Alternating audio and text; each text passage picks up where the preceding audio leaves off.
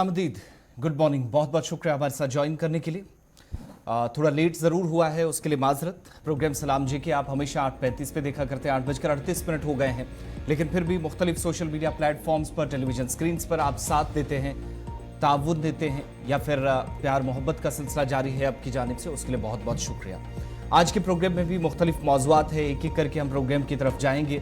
आज के दिन की बड़ी खबरें क्या है, ताज़ा तरीन कुछ डेवलपमेंट्स हैं वादी कश्मीर से, जम्मू से, लद्दाख खिते से। सियासत की बात होगी, सिक्योरिटी की बात होगी, कुछ दीगर मामलात हैं एक एक करके जिन पर हम डिस्कस करेंगे। थोड़ी देर में डिटेल्स आपके सामने रखेंगे।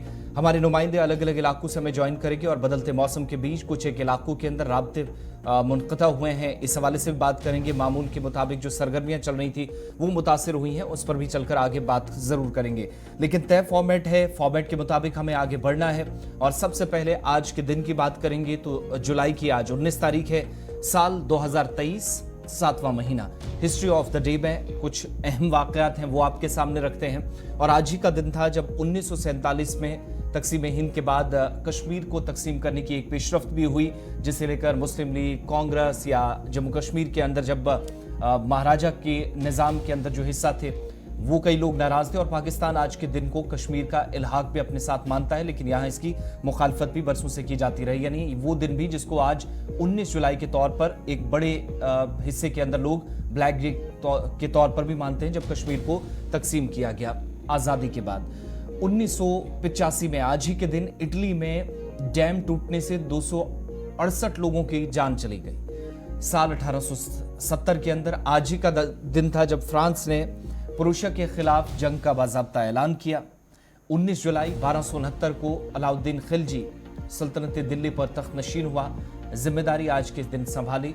और अंग्रेजी कैलेंडर के मुताबिक पता आज चलता है कि अमेरिका में एक मुसाफिर तैयारा जिसने हादसाती लैंडिंग की और इमरजेंसी लैंडिंग के दौरान 189 लोगों को बचाया तो गया, लेकिन इस इमरजेंसी लैंडिंग में ही 112 लोग अपनी जान गंवा बैठे, जिनका ये आखिरी सफर साबित हुआ आज से ठीक 35 बरस कबल। 1997 में आयरिश रिपब्लिकन आर्मी ने 3 साल में दूसरी बार सीज फायर का ऐलान किया और दाएं बाएं अपने पड़ोसियों के साथ न लड़ने का फैसला आज के दिन हुआ। वो फैसला आज तक बरकरार है। कई मुहाजिरीन को भी सरहदों के अंदर दाखिल होने की इजाज़त आज के दिन दी गई। 1943 में अशरफ अली थानवी, हिंदुस्तान के मारूफ आलमदीन देवबंद से इनका ताल्लुक था।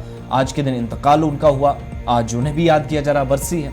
और साल 2005 में पाकिस्तान हुकूमत की जानिब से तशद्दुद पसंद अनासिर या जिनमें दहशतगर्द तंजीमें थी उनके खिलाफ मुल्क गिर मुहिम शुरू करने का ऐलान हुकूमती सतह पर हुआ जुलाई की 19 तारीख को साल 2005 में। आज के दिन वो अलग बात है, इसके कोई मुस्बत नताइज सामने नहीं आए, लेकिन पाकिस्तान के अंदर कई शहरियों या सिक्योरिटी फोर्सेस और पाकिस्तानी अफवाज ने इस मुहिम के दौरान जानें भी गंवाई हैं, बिलखुसूस बलूचिस्तान और आसपास के इलाकों में। तो हिस्ट्री ऑफ द डे में चंद बड़ी बातें थी। अब सीधा खबरों की तरफ चलेंगे, बिना किसी ताखीर के आप हमारे साथ रहेंगे। और शुरुआत खबरों की एग्जीक्यूटिव एडिटर इशफाक गौहर करेंगे। सबसे पहले जम्मू कश्मीर चलते हैं, बात सिक्योरिटी के हवाले से। बहुत बहुत शुक्रिया आसिफ रशीद। और सबसे पहले बात करते हैं जनूबी कश्मीर की, क्योंकि जनूबी कश्मीर के अंदर रात देर गए मुसल्लह अफराद की मौजूदगी का एहसास हुआ है, जिसके फौरन बाद इलाके को मुहासरे में भी लिया गया था। ताहम अभी तक की अहम और बड़ी खबर जो कल से लगातार सुर्खी में बनी हुई है वो ये है कि पिछले 20 दिन के दौरान दूसरी मरतबा जनूबी कश्मीर के अंदर गैर मकामी मजदूरों पर फायरिंग की गई है। और जिला अनंतनाग के लाल चौक इलाके में मिलिटेंटों ने गैर मकामी मजदूरों पर फायरिंग की, जिसके नतीजे में 2 मजदूर रात देर गए जख्मी हुए हैं। इतलात के मुताबिक हमले के फौरन बाद सिक्योरिटी एहलकारों ने इस पूरे इलाके को मुहासरे में लिया, जो ताहाल तलाशी कार्रवाई अभी भी वहां पर जारी है। पुलिस के मुताबिक दोनों जख्मी नौजवानों की हालात मुस्तहकम बताई जा रही है, ताहम उन्हें गवर्नमेंट मेडिकल कॉलेज अनंतनाग इलाज मुआवजे के लिए रात देर गए ही मुंतकिल कर दिया गया था, जहां पर ताहाल उनका इलाज जारी है। अस्पताल जराइम के मुताबिक दोनों पर नजदीक से गोली चलाई है, ताहम गोली जो है वो उन मकामात पर लगी है जहां पर उनका बचना मुमकिन है। और इस वक्त की बड़ी और अहम खबर कि 20 दिन के दौरान दूसरी टारगेट किलिंग इस वक्त जनूबी कश्मीर के अंदर हुई है रात देर गए, जहां पर 2 गैर मकामी मजदूरों को गोली मार दी गई है। ताहम दोनों की हालत मुस्तहकम बताई जा रही है। और ये वो तस्वीरें हैं जहां पर रात देर गए नामालूम मुसल्लह अफरादों ने गोली चलाई 2 मजदूरों पर, और दोनों का ताल्लुक जो है वो महाराष्ट्र से है। पिछली बार जब गोली चली तो बिहार के मजदूरों को टारगेट किया गया था।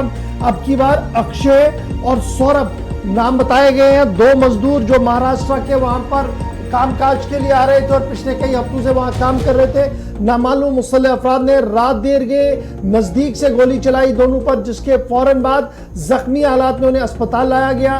गवर्नमेंट मेडिकल कॉलेज के अंदर उनका इलाज मुआवजा चल रहा है। हालात दोनों के मुस्तहकम बताई जा रही है। ताहम सिक्योरिटी एजेंसीज ने इस पूरे इलाके को कल से मुहासरे में लिया है। मुख्तलिफ मकामात पर छापामार कार्रवाइयां भी हो रही है।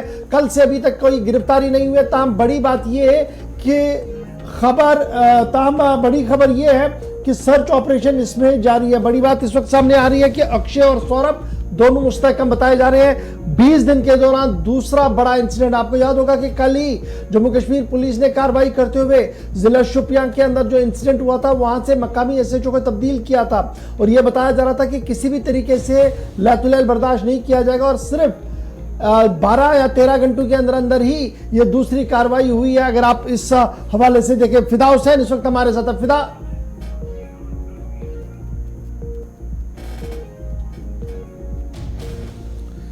जनूबी कश्मीर के अंदर अगर आप ये सिर्फ 5 दिनों के दौरान देखेंगे तो दूसरा टारगेट किलिंग का ये वाकया है।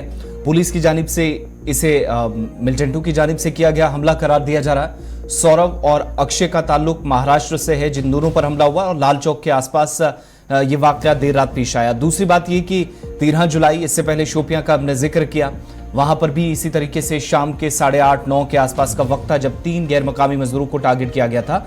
तो 5 दिनों के दौरान दूसरा वाकया, 5 लोग जख्मी, तमाम के तमाम लोग जो गैर मकामी हैं। लेकिन अच्छी बात यह है कि सभी की हालत फिलहाल मुस्तहकम है, जेरे इलाज है।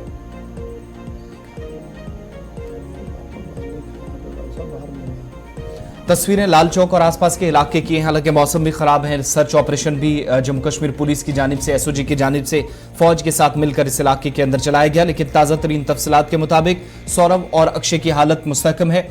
पुलिस की जानिब से, जो कश्मीर पुलिस जोन की जानिब से तस्दीक की गई, ऑफिशियल ट्विटर हैंडल पर भी इसकी तस्दीक हुई कि ये एक मिलिटेंट हमला था। और हमारे जराये के मुताबिक सौरभ और अक्षय जो मामूल के मुताबिक कामकाज करके वापस लौट रहे थे, और देर रात जब फिदा हुसैन इस वक्त हमारे साथ फोन लाइन पर ज्वाइन कर चुके हैं। फिदा, बहुत शुक्रिया जी ज्वाइन करने के लिए। अपडेट करें जी, ये जो कल रात देर गए इंसिडेंट हुआ है जिसमें 2 गैर मकामी मजदूरों पर गोली चली है और जिनका ताल्लुक इस वक्त महाराष्ट्र से बताया जा रहा है, पहले दोनों की हालत के बारे में अपडेट करें कि किस तरीके के हालात दोनों की है जिनको गोली लगी है। देखिए, सबसे पहले इशफाक में बता दूं कि सौरभ और अक्षय की जो हालात है वो खतरे से बाहर बताई गई। जैसे हमने कल रात को भी एक अपडेट किया था कि उनको जो नजदीक से गोलियां चलाई गई है, इस वक्त हम उसी जगह पे मौजूद है जहां पर ये कल शाम को ये इन पे हमला हुआ गैर रियासती मजदूरों पे। दोनों का ताल्लुक महाराष्ट्र से है। सौरभ और अक्षय के शक्ल में इनकी पहचान हुई है और ये दोनों पेशे से सुनार का काम यहाँ पे करते थे। मजदूरी के घर से ये अपने घर से यहाँ पर पहुंचे थे। लेकिन इशफाक, यहाँ पर मैं आपको बता दूं, जैसे कि आसिफ ने अभी थोड़ी देर पहले बता दिया कि कुछ ही घंटों के भीतर ये जनूबी कश्मीर में गैर रियासती मजदूरों पर दूसरा हमला है। लेकिन अगर दोनों हमलों को मिलाएंगे, जैसे शोपियान और अनंतनाग में दोनों जगहों पे जो जिनको जख्मी किया गया है, सभी जगहों पे अगर हम शोपियान की भी बात करेंगे उनकी हालात भी मुस्तहकम है। और यहाँ पर जो हमला हुआ है उनका इलाज इस वक्त गवर्नमेंट मेडिकल कॉलेज अनंतनाग में चल रहा है। हालांकि पुलिस रात देर गए तक यहाँ पर मौजूद थी और अभी भी हालांकि यहाँ पे पुलिस तो मौजूद है, लेकिन कोऑर्डिनेटेड सर्च ऑपरेशन की जहां तक बात है वो कल रात को ही उसको खत्म किया गया, लेकिन मामला दर्ज किया गया है और आगे की तहकीकात जो है वो जारी है। फिदा हुसैन, जो दीगर गैर रियासती मजदूर वहां पर काम कर रहे हैं, जिस तरीके का भी काम कर रहे हैं, उनके चेहरों को क्या पढ़ पाए हैं? क्या दहशत उनके चेहरों पर है या वो अभी भी डटे हुए हैं कि जनाब जैसे भी हालात है हमने यहाँ पर रुकना है, क्योंकि हालात आहिस्ता आहिस्ता करके बदल रहे हैं? देखिए इशफाक, अगर इन दोनों हमलों के पहले से बात करेंगे एक जो शोपियान में हुआ था, जहां पर उनको रात देर गए घर में घुसकर जो है मिलिटेंटों ने उन पर फायर खोला है। उसके बाद वो जख्मी हुए, जख्मी हालात में उनको अस्पताल ले जाया गया। हालांकि ये जरूर मैं कहूंगा कि उनकी जो हालात है वो ठीक है, लेकिन जहाँ पे इसकी बात करेंगे जो कल देर रात यहाँ पे ये हमला हुआ है इन पे, हालांकि मामूली चोटें आई है, उनका इलाज इस वक्त गवर्नमेंट मेडिकल कॉलेज में चल रहा है। लेकिन एक तरफ से जहाँ पर जम्मू कश्मीर पुलिस या सीआरपीएफ या इंडियन आर्मी कोशिश कर रही है कि इन हमलों को रोका जाए, और जहाँ कहीं पर भी इनके पास इनपुट होता है तो वहां पे कोऑर्डिनेट सर्च ऑपरेशन भी चलता है। लेकिन जहाँ पर इन हमलावरों की बात है, इनको ढूंढने के लिए और इनको कहीं ना कहीं पे जो इनकी घेराबंदी करने के लिए सिक्योरिटी फोर्सेस। अच्छा, क्या ये भी माना जाए, क्योंकि एस्टैब्लिशमेंट के अंदर जो हमारे जराया है वो जरूर ये बता रहे हैं कि एक तरफ से जिस तरीके से SIA, NIA और दीगर एजेंसियां लगातार छापामार कार्रवाइयां कर रही हैं और OGWS के नेटवर्क को तबाह किया जा रहा है, लेकिन उसके बावजूद ये जो शबबंदी हो रही है ये अलार्मिंग है। देखिए, जहाँ पे NIA या SIA की जो हाल ही में कार्रवाई जो है देखने को मिल रही है जनूबी कश्मीर में, चाहे वो OGWS हो, चाहे वो कहीं पे एक्टिव मिलिटेंट हो या कहीं पे जिनके खिलाफ मामला दर्ज हो, वहां पर SIA और NIA ने जो उनके खिलाफ जो है कहीं ना कहीं पे अपनी कार्रवाई में तेजी लाई है। देखिए, दूसरी जानिब अगर इन हमलों को देखा जाए, क्योंकि रात का वक्त कल भी देखने को मिला, क्योंकि कल जब सारे लोग अपने घरों में थे तो ये बताया जाता है कि ये एक गली से निकल रहे थे, तो उसी बीच इन पे ये हमला हुआ है। तो कहीं ना कहीं पे इन चीजों को रोकने के लिए जो सिक्योरिटी फोर्सेस है वो कोई नई स्ट्रैटेजी तो जरूर मुझे लग रहा है कि आने वाले दिनों में देखने को मिलेगा इन हमलों को रोकने के लिए। चलिए, बहुत शुक्रिया जी फिदा हुसैन हमारे साथ ज्वाइन करने के लिए। फिलहाल खबर ये है कि 20 दिन के दौरान अगर आप देखेंगे तो ये दूसरा इंसिडेंट है जहां पर गैर रियासती मजदूरों को निशाना बनाया गया। पिछली बार बिहार से वाबस्ता लोग थे और अब की बार महाराष्ट्र के 2 अक्षय और सौरभ इनका नाम बताया गया है। ताहम हालात मुस्तकम है, सिक्योरिटी डिप्लॉयड है, लेकिन बरसते बारिश के बीच अब आगे क्या होगा इसका इंतजार रहेगा। बढ़ते हैं जी आगे, एक और अहम और बड़ी खबर आ रही है जहां एक तरफ से हम देख रहे थे कि मुसल्लह अफराद की गोली चली है, वहीं पर दूसरी जगह भी कार्रवाई हुई है और ये कार्रवाई हुई है जिला बड़गाम के अंदर, जहां पर वस्ती कश्मीर के मुलाजमीन पर हमला हुआ है, यानी फॉरेस्ट मुलाजमीन पर हमला हुआ है और मुसल्लह अफराद ने 2 फॉरेस्ट गार्डों पर हमला किया है।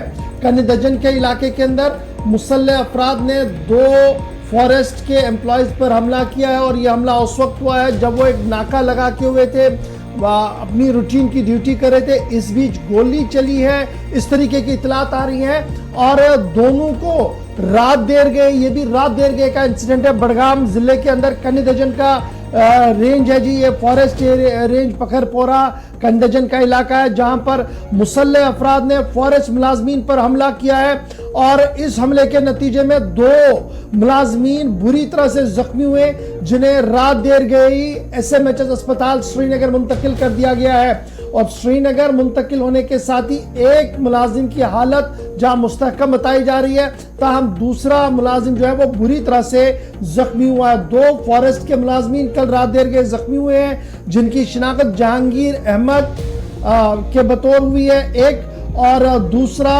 उमर अहमद वानी के तौर पर हुई है। और दोनों का ताल्लुक जो है वो जिला बड़गाम से ही है।